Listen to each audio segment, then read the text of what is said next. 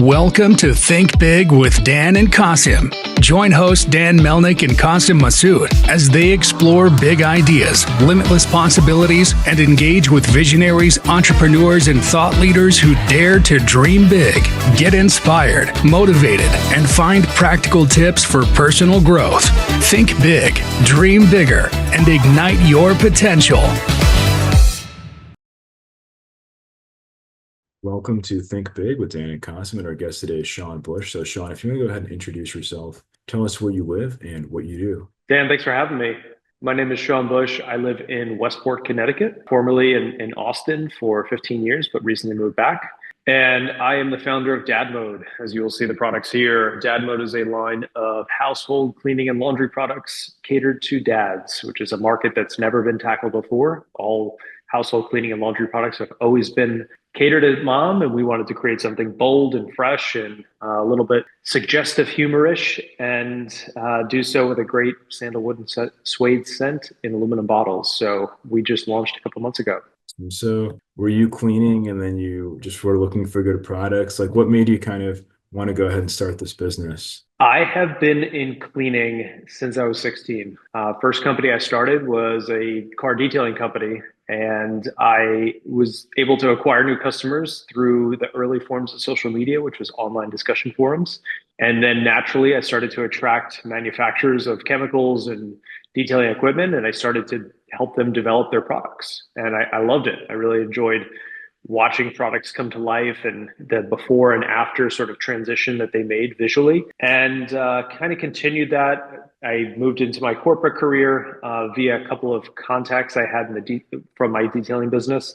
And then in 2013, I started my first cleaning products company called Puracy with my neighbor, who became my co-founder, and really built on the back of what was happening at the time, where Jessica Alba had the Honest Company, and there were some other green cleaning companies out there. And, we wanted to harness the power of e-com, and we launched on Amazon and launched with household cleaning and personal care products that were focused on pure ingredients, hence the name Puracy. So they were obviously had to work well, but we wanted, formulas clean enough that you could drink them, which I did before we launched our first 4 products.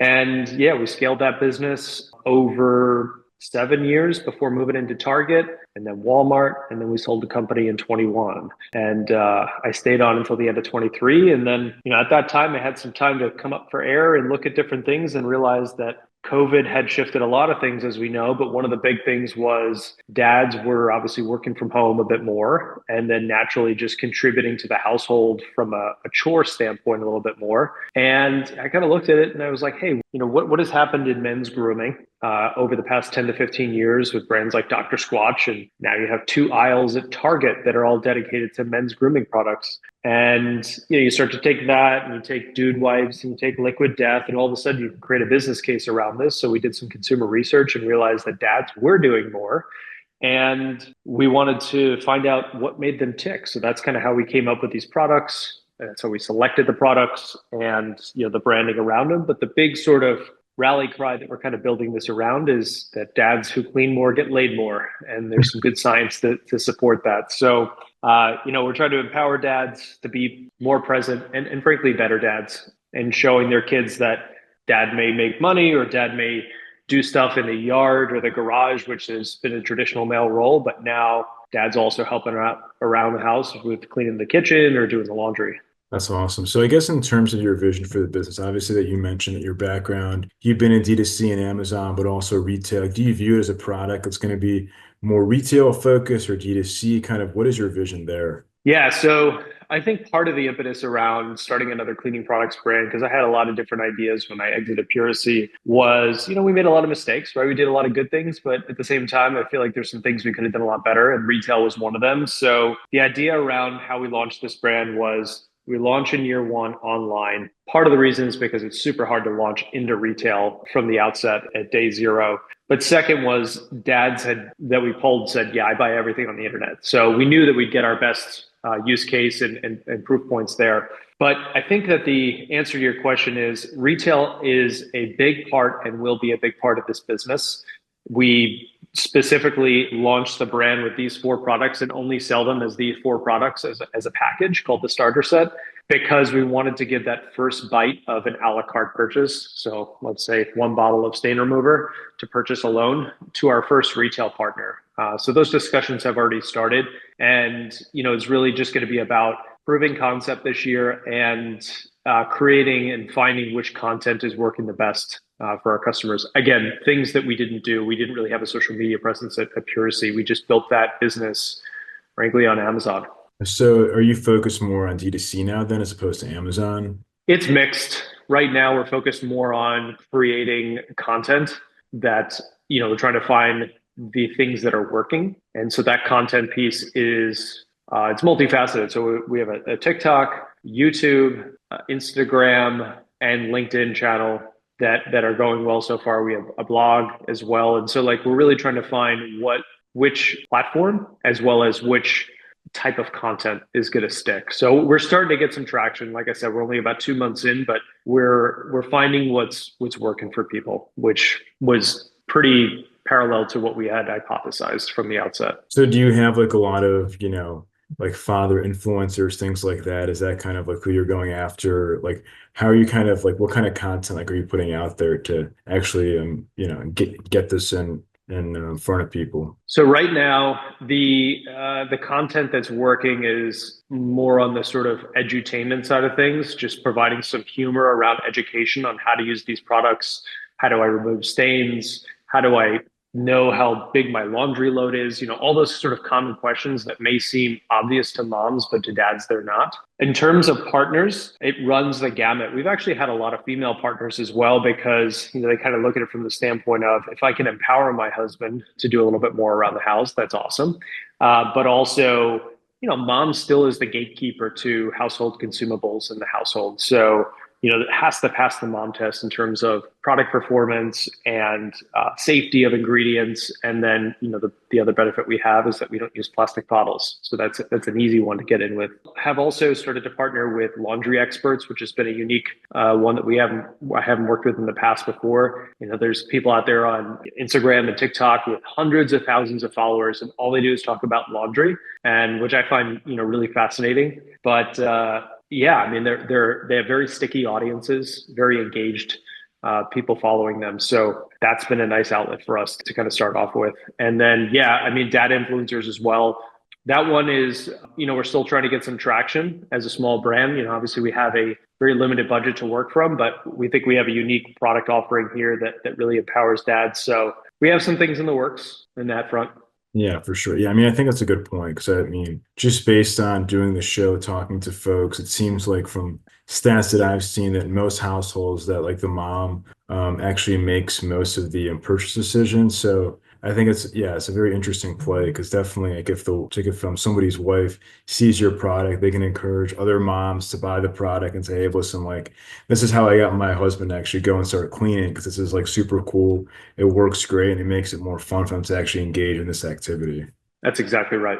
Yeah, awesome. So in terms of, scaling up, obviously, because it's hard to predict when you can get into retail and things like that. So, but I guess once you do, right, where do you kind of see this product? Do you see it as more of a product in Target, similar to your previous brand, or Whole Foods, natural stores? Where do you kind of feel like this product could sit? We developed the product line to be a mass market product. So Target and Walmart do fit that bill very strongly. That being said, and again, keep everything in mind that we're about 2 months old, so the data is very fresh. But when I look back and I look at the consumer insights on the purchasers of products from the Puracy brand, we saw about a 90-10 split between female and male. It's very, very slim on the male side.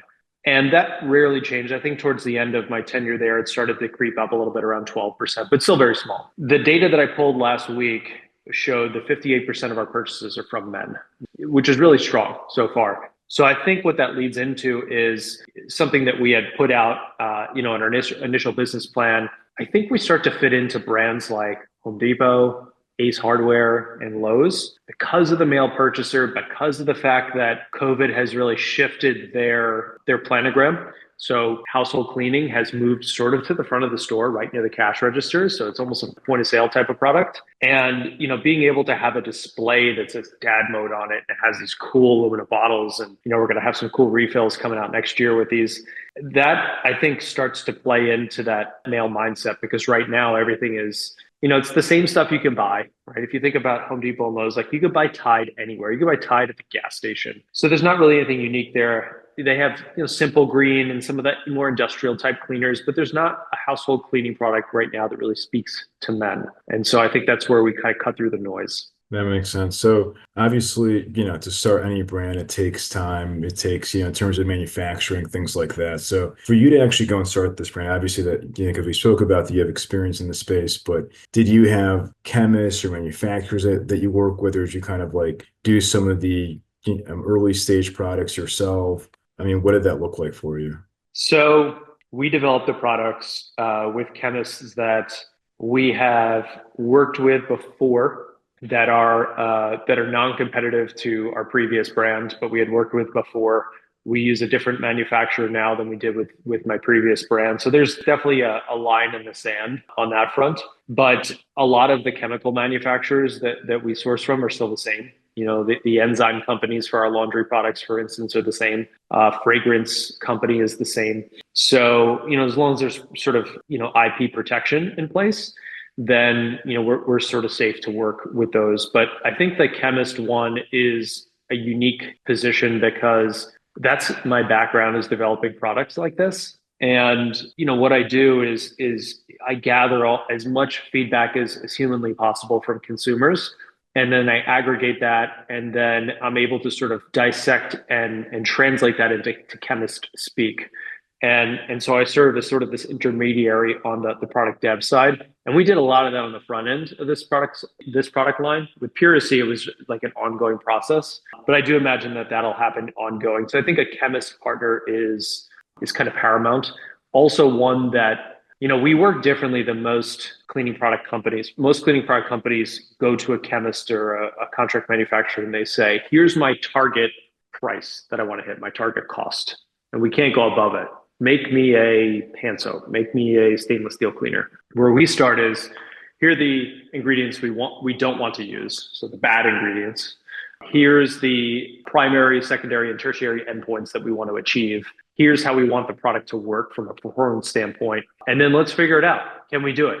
And then we'll work backwards in terms of cost. In products like this, the deep stain remover, it starts at a really high cost. And then you sort of work backwards to the point where you're like, all right, if what is the difference between 98% of common stains removed and 99% of common stains removed? Is it worth like an extra $1 in COGS? And the answer is no, right? I mean, you have to draw the line somewhere, but from that standpoint, it's totally different than other brands work. And the chemists have told us that. And that's why you find a disruptive chemist who's really good and they really want to work with us, because they're like, look, you're going to take down the big guys because your product works better. We know that from a chemistry standpoint. And you're not afraid to invest a little bit more on the front end of product cost. That's awesome. So in terms of like finding these partners, I mean, do you look for people locally, like in terms of, making sure it's QA, or is it like international? Like where have you kind of, in terms of location, found these partners to make sure that your quality is top notch? It's all domestic for chemistry and manufacturing. Part of that is a cost reason. Just doing things domestically, you have to, right? The dollar density on these products is pretty terrible. So, these aren't perfumes, these aren't cosmetics. I mean, these are heavy items that are, most of them are under $10 each bottle. So we need to make the numbers work. I think that, I don't look at credentials. I look more at, frankly, how collaborative they are, how willing they are to go ahead and work back and forth on different formulas. So for instance, a chemist at Puracy, like we had a product over there that it was amazing. It was a 4.5, 4.6 star product on Amazon, and it had about 2% of the ingredients were sulfates. And that's when sulfates were starting to gain notoriety as like, oh, that's nasty. We don't want to have sulfates. Nobody ever complained about the product performance, skin sensitivity, anything. But from the ingredient standpoint, and we could have done what some other companies do, which is just lie about it and not just say, oh, yeah, they're not in there anymore. And they would never would have known. We didn't do that. We went back to the drawing board. We said, okay, we're going to remove the sulfates, but we don't want to affect the product performance. We want the skin feel to be the same. We want the rinsability to be the same. We want the foam height to be the same, which is the hardest thing to solve for without sulfates. And we went through this whole thing. 47 product iterations over about 4.5 months is what I went through with the chemist. And we just kept grinding. And then we finished. The product was actually better. And yeah, it was more expensive, but still it was better. And so when we relaunched that out to the public and we sent this out to all the customers who complained about the sulfates, they're like, wow, and it became our best selling product.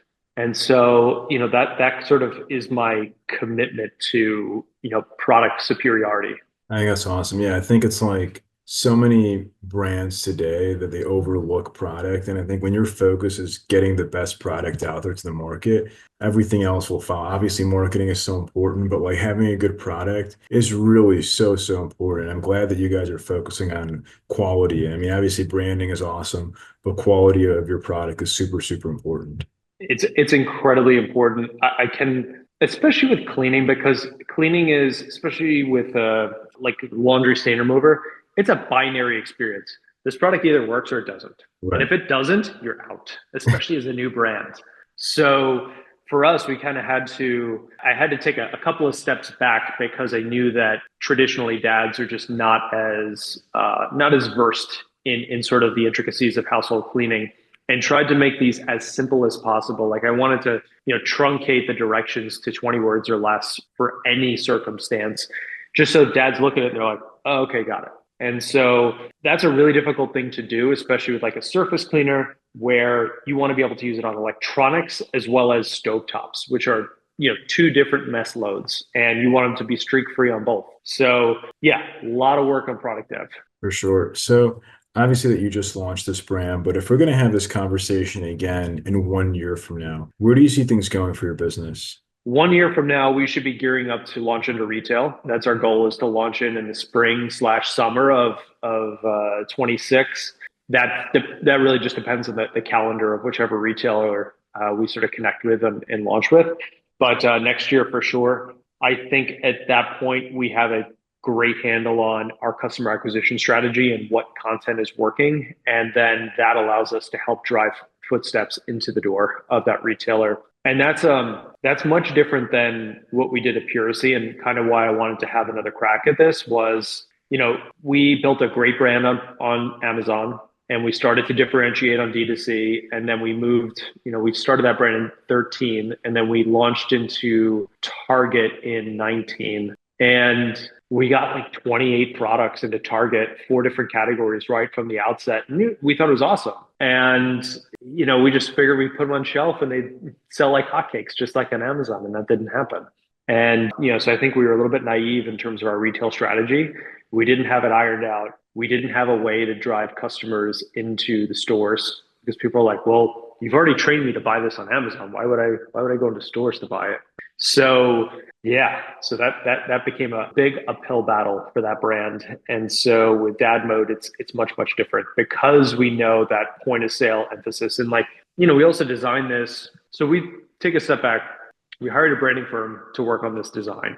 And, I knew I wanted aluminum bottles. I wanted them to be matte black. I felt that sort of had that connotation of very masculine. I thought of, like Yeti tumblers and kind of what Liquid Death has done with theirs. And we needed it to stick out in the sea of, let's call it Tide and Gain and Persil, but also on the household cleaning side of things, where you have 7th Gen and Method and Mrs. Myers and whatnot.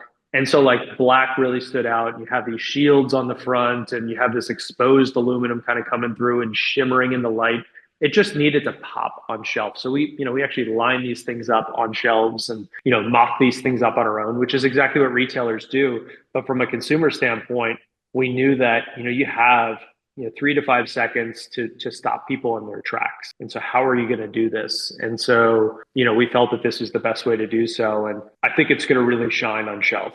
So do you think that, like, in terms of lessons learned from before, it's more of just like your branding now is top notch because you kind of are well aware of what it takes? Is that kind of like what you're saying is going to help drive more traffic? I mean, obviously, location, like in the store, but also just like the branding, which is like in the past with your previous brand that you didn't have the same branding locked in, plus like the location in the stores that didn't really, it wasn't as obvious for a consumer to like make a decision to buy your products versus someone else's. Exactly right. So we didn't have a very clear single point of difference from other brands on shelf with the Puracy brand. And that's what ultimately I think hurt us. So we tried a couple different design iterations. Nothing really stuck. We were a little bit more premium priced, but people didn't know why. Either that or they didn't care why, right? They didn't care as much as people online. Like we're, as you know, we could tell a better story online, you know, from the Right. pure, why do pure ingredients matter, right? What does that even mean? Right.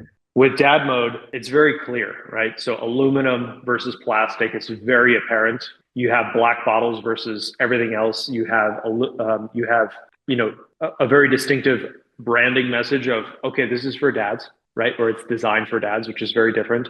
And then we have these little taglines on here that will probably be updated before we launch into retail based on how we kind of find out. So right now, like the laundry products note that they have 7 enzymes, which is industry leading. But that may change based on, so we sort of have reserved this space front and center on the bottle to portray a potential different point of difference. But yeah, that's all very important when you're trying to sell a new product in a really, really sticky category like laundry, which typically has lifetime values in the decades to break through. 100%. Yeah, it's a very sticky product. So on that note, if somebody wanted to reach out to you or wanted to buy your product, do you mind sharing best ways to get in contact as well as your website? Yeah, so the website is godadmode.com. You can buy our products there. That's going to be your best deal. Amazon, we're on Amazon with FBA, Prime shipping, and then TikTok Shop. Those are the 3 areas that you could find our products. It's all come from the same place, all the same products. It's really just your preference on where you purchase from. And to get in contact, you can contact me at sean@godadmode.com. That's my personal email. Right now, I love talking to people, right? I'm usually the one reaching out to collab on something or find out about advertising, or I'm the one sort of pounding the pavement. So anybody reaching back out to me is somebody I probably want to talk to. Awesome. Well, Sean, thanks so much for your time today. Thank you, Dan. Great being here.